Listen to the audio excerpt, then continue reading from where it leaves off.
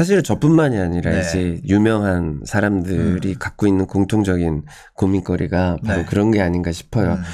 대중은 저 같은 사람에 대해서 너무 잘 알고 친숙하고 친근하다고 생각하기 때문에 조금 가까이 그냥 빨리 선뜻 그냥 막 다가오는 것들이 있는데 네. 가끔은 저란 사람의 어떤 지금의 마음 심리 상태나 컨디션이라든가 이런 걸 전혀 모르시잖아요. 그렇죠. 근데 이제 항상 나이스한 것만 바라시니까 리액션 자체를 제가 어떻게 해야 될지 이 기준을 세우기가 굉장히 어려운 것 네. 같아요. 근데 이제 뭐 늘 뭐 얼마 전에도 밥 먹으러 어디 식당 가면 막 이제 식사하다가 이제 밥 한 숟갈 들었는데 사진 찍자고 하시는데 네. 참 식사 후에 찍어드리면 안 될까요? 얘기를 해도 막 막무가내이신 분들도 있고, 네. 뭐, 사진 같이 찍자고 해서 저는 대부분 찍어드리는 편이에요. 네. 찍어드리면 막 너무 이제 밀착을 하시고 너무 친한 척 해도 되죠 하는데 죄송한데 안 친한데 친한 척 하기가 좀 그렇지 않나요? 근데 이제 그런 것들이 예전에 처음에는 굉장히 기분 좋은 반응이었죠. 네. 연예인이 돼서 인기가 많다라는 거니까. 근데 가끔은 저와 함께 찍은 사진을 가지고 어딘가에서 이용을 해먹는 분들도 생겨요. 많이 있죠. 네. 네. 내가 이 연예인 홍석천하고 친하다. 특히 사진을 또 봐라. 이제 그거니까. 네, 전 또 사업을 하니까. 네, 비즈니스 쪽으로 그러니까. 이름이 있으니까. 네. 네. 이 사람하고 내가 뭘 해서 같이 할 거야. 뭐 이런 걸로 나중에 뒤로 돌아서 어떻게 저 주변 사람들한테 연락이 와서 제가 다시 체크를 하면 제가 어딘가에 이름이 올려 있고 사진이 올려 있어서 같이 하는 사업 파트너로 돼 있는 경우도 꽤 많아요. 그러면 제가 정확히 말씀을 드려요. 저하고는 전혀 상관이 없고 저는 모르는 분이고 한 번 봤을 텐데 사진을 찍어드렸을 겁니다. 네네. 제가 이태원에서 한번 가게 할 때 사진 찍으면 한 1000장도 찍어드리거든요. 매일 1000장 찍어드리면 그분들이 다 저를 이용해 먹자면 이용해 먹을 수 있으니까. 그래서 그런 거를 자꾸 저는 밖으로 말씀을 드려요. 네. 이런 경우도 생기니 혹시나 제 이름 제 사진을 가지고 뭔가를 하겠다라는 분이면 저한테 직접 다이렉트로 메시지를 보내세요. 네. 제가 확인해 드리겠습니다. 이렇게 오늘도 사실은 거꾸로 이렇게 말씀을 드리는 이유가 네네. 피해를 보는 사람이 없게끔 개인적인 제 감정이 뭐 지치고 힘들고 뭐 기분이 뭐 안 좋고 이건 두 번째고 네네.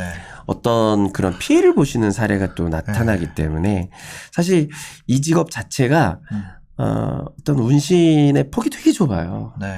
그래서 웬만하면 어떤 비즈니스나 사업을 하더라도 내가 진짜 하지 않으면 엮이지 않으려고 하고 돈을 아무리 주고 뭘 지분을 많이 준다고 해도 제가 직접 몸으로 뛰지 않으면 굳이 돈에 탐내지 않으려고 하고 그 밸런스를 지키려고 굉장히 많이 노력하는 편이에요. 그런 사람들과의 관계를 관리하기 위해서는 스스로 욕심에 대한 관리가 필요하다. 그렇죠.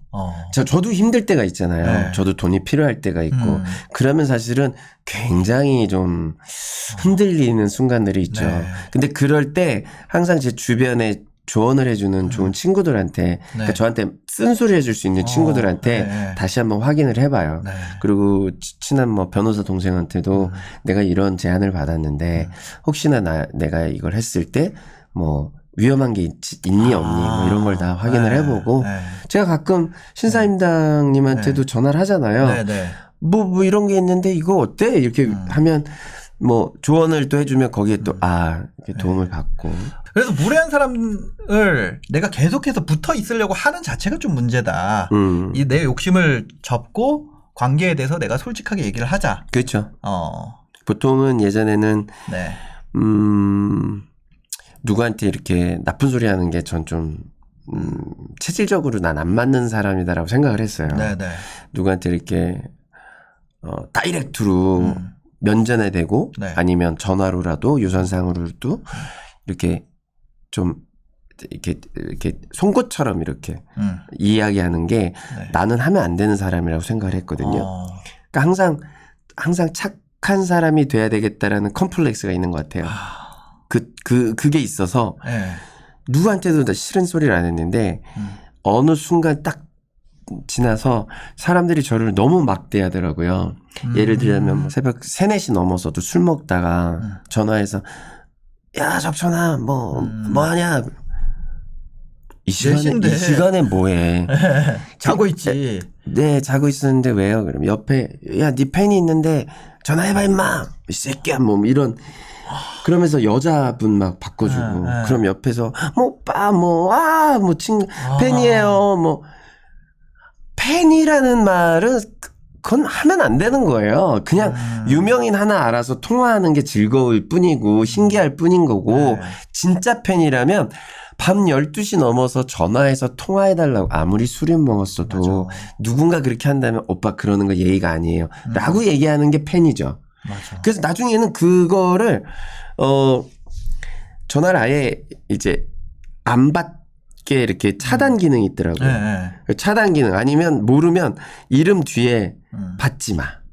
받지 마의 카테고리에 있는 사람들이 몇 있어요. 그래서 이제 딱 끝나자. 근데 한번 기회를 주죠. 다음 날 술 깨고 났을 때 어제 이렇게 한 건 너무 실수했는데 이렇게 계속 할 거면 난 당신을 못 봅니다라고 정확하게 얘기해요. 이건 예의가 아니다. 그게 몇 살 때부터 그렇게 정확하게 얘기하기 시작하셨어요? 원래 어릴 때는 그렇게 못하는 성격이었어요. 못하죠. 절대 못했고요. 한 45 넘었을 때. 45 넘어서부터. 왜냐면 40대 이후에도 내가 하고 싶은 말 못하는 건 너무 아닌가 이런 생각이 들어요. 어렸을 때는 어렸으니까 예의를 차린다고 생각해서 한다고 했는데 제가 어디 길거리에서 담배 피고 싶은데 담배 필 수 있는 공간들이 좀 있잖아요. 거기서 담배 피는 거 사람들이 연예인인데 이렇게 담배 피도 돼요? 나이 50 넘어서 내가 담배를 피겠다는데 남들한테 피해 안 주는 곳에서 흡연 구역에서 필 수는 있지 않나? 있죠. 이런 생각이 들어서 난 괜찮아요. 같이 펴요. 같이 피면서 얘기하는 거죠.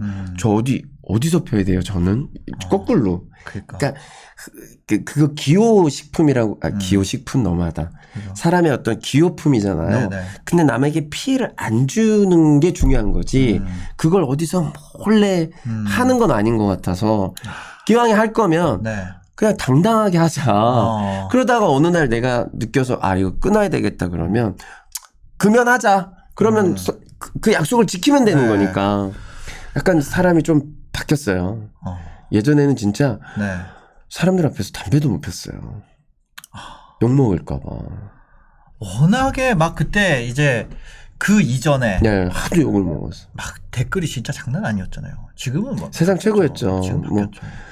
그렇게 사람들이 죽인다를 수십 년을 죽인다를 하는 죽어라 네 스스로를 너무 많이 댓글에 상처받아서 도대체 내가 왜 얼마나 잘못을 했길래 누구한테 야 너 죽어라 이런 얘기를 낯선 사람들한테 이렇게 많이 받아야 될까 이런 걸 많이 해서 그럼 그 이후에 뭐라 그래야 되지? 그래 어쩔 건데 어쩔 거야 나 이런 사람인데 이 마음으로 간 게 이제 45부터 나는 당신이 계속 그렇게 하면은 만날 수 없습니다. 이렇게 밝히고 당당하게 얘기한 게 그러면 그 이후의 삶이 더 편해지나요? 아니면 그 전에 조심할 때가 더 나았을까요? 조심할 때가 오히려 편하죠, 사실은. 그래요? 그 넥스트 문제가 별로 없어지니까. 근데 예전에는 이제 제 속에 있는 걸 계속 꾹꾹 참고 얘기를 안 하고 항상 해호호하니까 사람들이 이제 그게 당연하게 생각을 하는 것 같더라고요. 그래서 홍석천한테는 이렇게 대해도 당연히 받아줄 것 같은.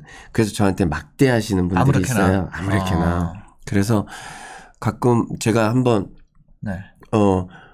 오라고 했는데 안 간 적이 있어요. 그랬더니 야 네가 뭔데 안 와? 형이 부르는데 와야지. 형님 그게 아니라 지금 새벽 3시잖아요. 그 자리에 저 아는 분도 없는데 형 하나인데 제가 어떻게 나갑니까? 아침에 저 일도 해야 되는데 되게 나이스하게 했더니 뜬금없이 막 쌍욕을 하는 거예요. 그러면서 야 이 호모 새끼야 너 나오라면 나와 이 새끼야 이렇게 그래서 그 순간 제가 빡쳐서 저도 욕을 섞어가면서 한번 된통 한번 싸웠어요. 그 다음부터 누군가에게 내가 노라고 할 수 있구나. 그걸 배웠어요. 노라고 안 하면서 계속 궁지까지 올리면 나중에 극단적으로 얘기해야 되잖아요. 그러니까요. 그 옛날에 말에 그런 거 있잖아요. 호미로 막을 거 가래로 막는다고. 그렇죠. 그 형이 처음에 약간 근데 이게 그런 불행한 분들의 특징이 뭐냐면 조금씩 간 보면서 들어오니까 그러니까 어디서부터 놓으라고 해야 될지 모르겠어요. 희한하죠. 네, 저는 진짜 야 이렇게까지 막대할 수가 있구나. 그러니까. 그걸 내가 어디까지 참아야 되지? 나도 45 넘어가고 이제 나이 먹을 만큼 먹었는데. 그래서 그다음부터는 뭐 형들이 됐든 뭐 누나들이 됐든 예전처럼 그렇게 제가 나이스하지 않게 되더라고요. 그래서 거꾸로 저도 다른 사람들한테 실수 안 하려고 물어봐요. 만약에 제가 약간 이렇게 몇몇 있을 때 분위기상 이렇게 어떤 농담을 막 치는데 또 이렇게 게이 홍석천인데 그리고 제 웃길 수 있는 애인지 다 아는데 가만히 진지하게 있는 것도 이상하고 그래서 무슨 대화하다가 좀 이건 좀 드립을 쳐야 될 타이밍인가? 그런 거 이제 직업병. 약간 드립 타이밍이 왔어. 드립 타이밍이 왔어. 분위기를 좀 업시키고 싶은데 좀 해야 되겠다 해서 저도 모르게 툭 나왔어. 근데 분위기가 싸지 않고 분위기가 좋잖아요. 그럼 막 분위기가 좋은데 혹시나 요런 드립으로 기분 나쁘거나 상처받을 수 있는 사람이 있을 것 같아서 그다음부터 제가 물어보기 시작했어요. 드립 쳐도 되니 이렇게요? 이거 괜찮니? 우리 지금 내가 실수하는 거 아니니? 지금 뭐 기분 나쁜 사람 있으면 빨리 얘기해줘. 내가 사과할게. 거꾸로. 약간 이런 식으로.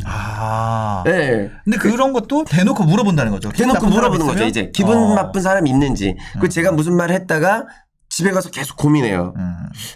내가 실수했나 이 친구한테?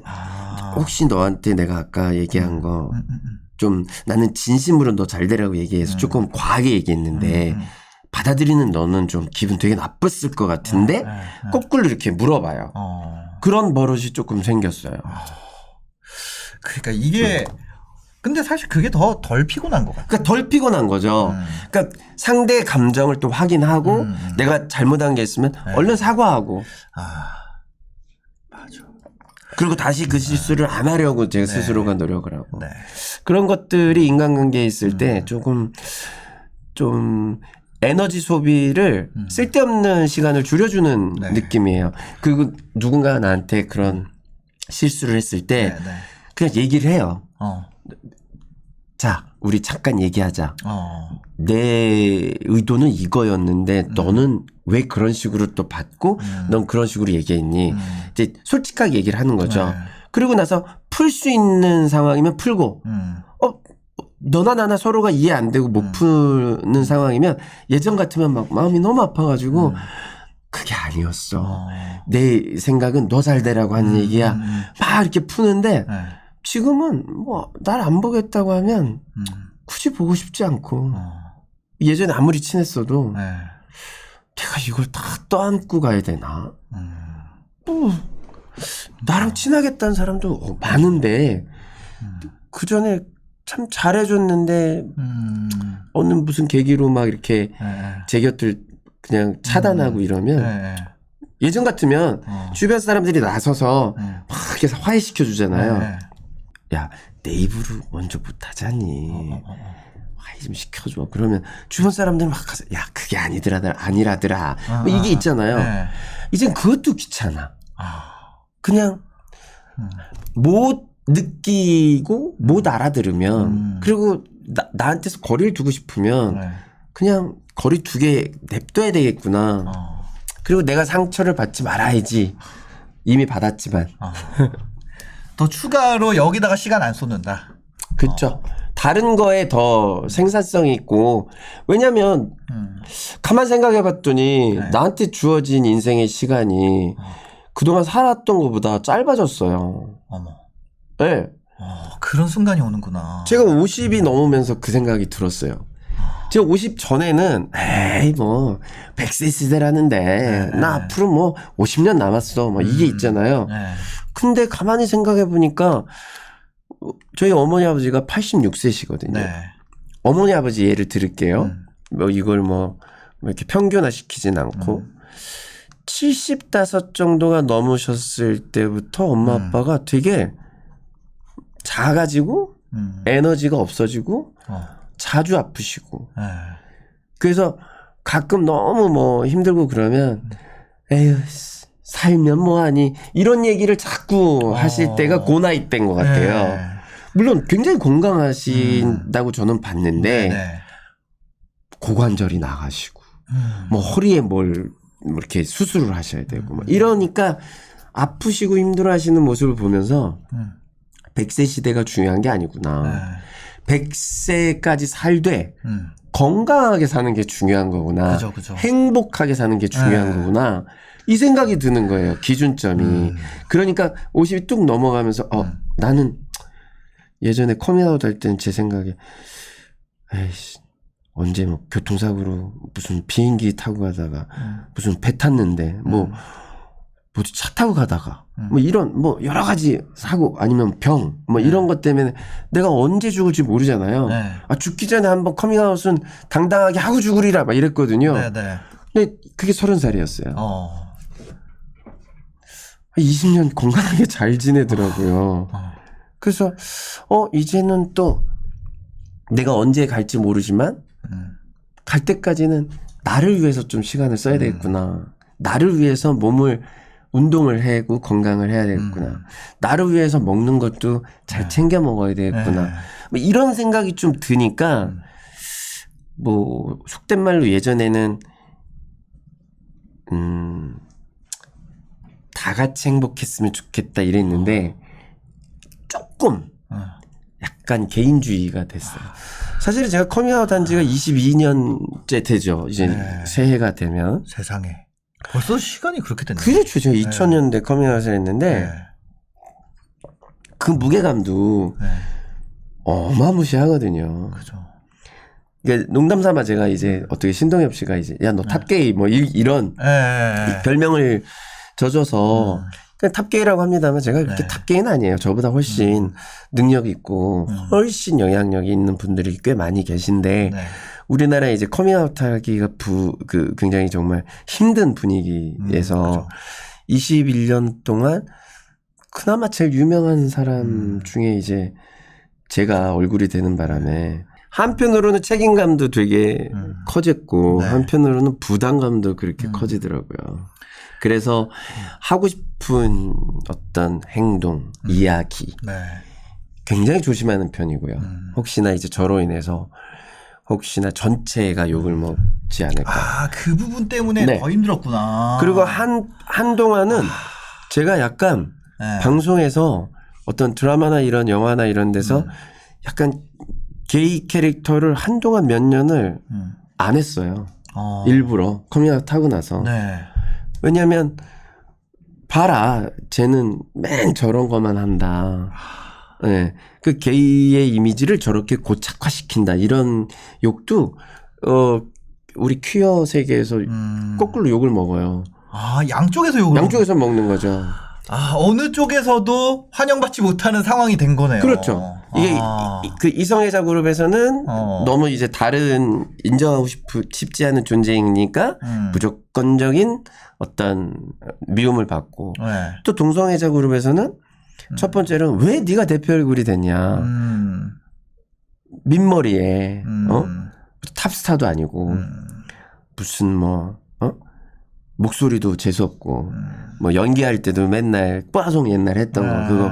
그러니까 저도 이제 그런 아쉬움이 있지만 어쨌든 대중과 계속 소통을 하면서 뭐 별종이지만 그렇게 해는 끼치지 않습니다. 뭐 아까 이제 나오기 전에 TV에서 해치지 않아. 뭐 이런 예능 프로가 뭐 있던데 야, 제목 되게 나한테 어울리는 제목이다. 제가 누굴 해치진 않거든요. 그러니까 저와 뭐 같이 이런 공간에 있는다고 해서 갑자기 신사임당님이 게이가 되는 것도 아니고. 그런 거 아니죠. 그렇지 않습니까? 그래서 너무 이렇게 모르는 거를 좀 거리를 좀 가까이 하자. 그리고 우리 같은 사람도 분명 존재하고 있으니 이야기는 좀 나눌 수 있지 않느냐. 네. 어떤 우리의 문제가 있으면 문제점도 한번 이야기를 해보자. 그리고 우리가 개선을 해야 될 게 있으면 개선도 해보자. 그리고 우리한테 필요한 어떤 권리도 요구할 수 있으면 요구해보자. 뭐 이런 역할 정도는 제가 네. 할 수 있지 않을까라는 생각에 이제 버티고는 있는데 이것도 이제 제가 맷집 좋다고 생각을 했어요, 스스로가. 잘 이겨내고 있다고 생각을 하는데 이제 나이가 드니까 네. 그 약해지는 느낌이 있고 외로워지는 느낌이 있고 왜 나는 혼자 싸워야 되지? 누군가 또 좀 나보다 더 멋진 분들이 옆에서 좀 나와주면 좋겠다라는 생각도 한편 드는데 아이씨 한편은 또 내가 그렇게 20몇 년을 욕먹고 고생한 거 옆에서 뻔히 봤을 텐데 뭐 이 책임을 또 누구한테 이 무게감을 뭐 나누자 하기도 참 그렇고 그냥 나의 팔자다라고 생각해요.